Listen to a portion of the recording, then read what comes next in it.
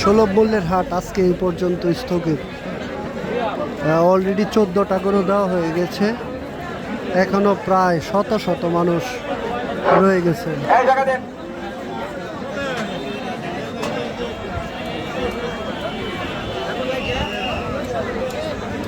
গরুর মাংস এখানে স্থগিত।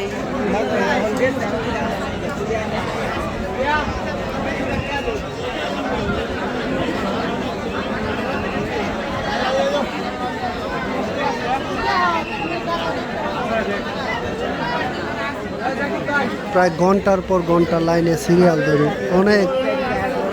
অনেক লোক এখানে অপেক্ষা করেছিল গরু মাংসের জন্য। অনেকেই হয়তো বা না পেয়ে চলে যাচ্ছে।